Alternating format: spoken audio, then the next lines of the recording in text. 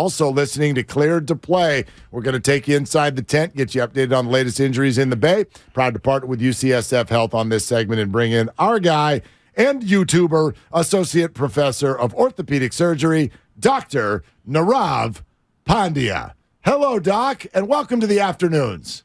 Hey guys, a different time, but happy to be here at 4 p.m. It's great. Yeah, we're happy to have you. I was just mentioning this about Sam Darnold, who's had some stuff. He's had an ankle thing, a foot sprain. He's had cervical throat mononucleosis. Remember that whole deal?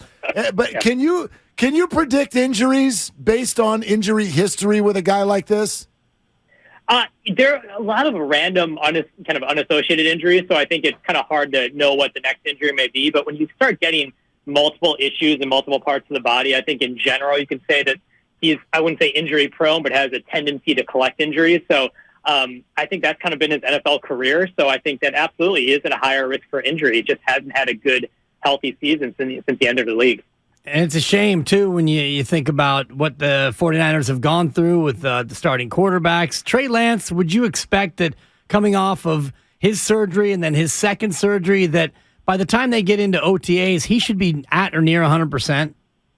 Yeah, I don't think unless there's some sort of setback in the offseason that he re-injures the ankle or, has some muscle weakness. I think the fact that he got the hardware out, he's got an adequate amount of time to train. I think that the Trey Lance we see at training camp is going to be near 100%. So barring a setback, I don't think there should be any injury limitations for him, and that gives him an opportunity, obviously based on where Purdy is, to really compete well at 100% health coming into the season. Doc, let's kick it over to the Giants a little bit. We were just talking about Brandon Crawford. I would love to know the level of concern when someone was dogged by a knee injury all year. They felt that treatment and rest and rehab in the offseason would get him back where he needed to be. And here we are at spring training, and he's already getting a cortisone injection. And at his age, what are your thoughts?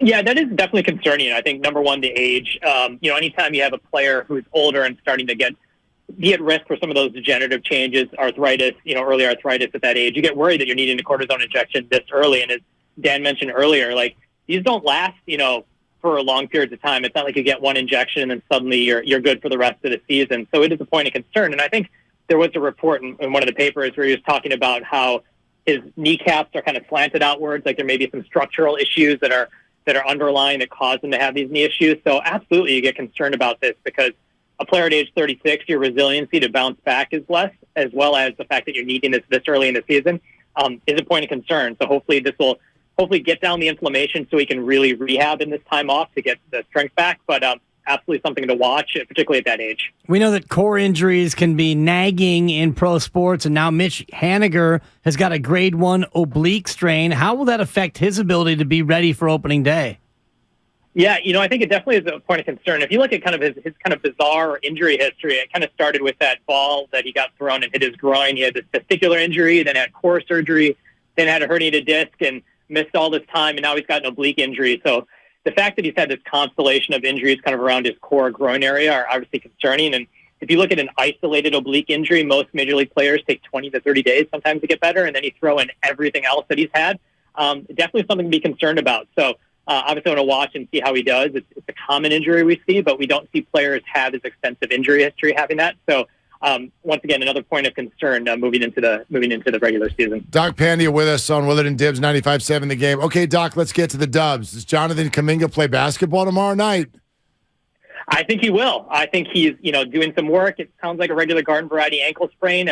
I think he'll be playing. I think they need. It sounds like everything is going well with him in terms of practice. So I think he'll be out there unless there's some sort of setback in warm-ups. Gary Payton II will be reevaluated in 9 days. At that point, if he's cleared, what's his return to play like in terms of going from inactive in street clothes to being able to play in NBA games? Yeah, I think the big jump everyone's going to have to make with him is that I think he'll be physically ready. I think they've done the appropriate thing in terms of dealing with this issue, helping it rehab, but he honestly has not played a lot of basketball since the last season's playoffs with the Warriors.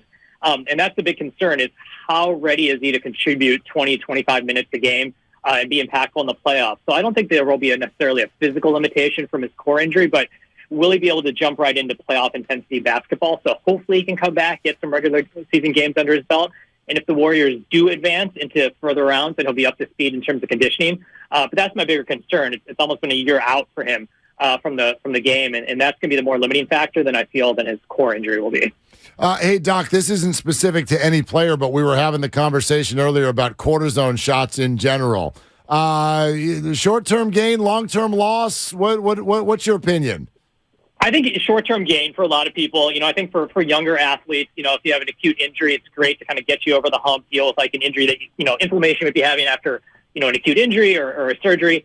I think long-term, particularly as arthritis begins to set in, it could, it kind of becomes time-limited after a while. You start getting them closer and closer, and then you kind of have to change activity level or, think about bigger things like knee replacements. So, I think it's good in short periods of time, but long-term, your body's telling you that something needs to be done, and the more and more you push and the more you need the cortisone, it's just you're setting off something that maybe need to be done bigger in the future. You're speaking to the knees right now, Doc. You're speaking right to me. Listen to your body, Dibs. Yeah. It's talking to you. Yeah, it's saying call Dr. Krinsky and get back to the needle. Stat. Yeah. Doc, thanks Doc. for coming with us here to the afternoons, and we'll talk to you again next week. Absolutely. Thanks a lot, guys. All right, there it is. That's Dr. Narav Pandya, and the proceeding was sponsored by UCSF Health.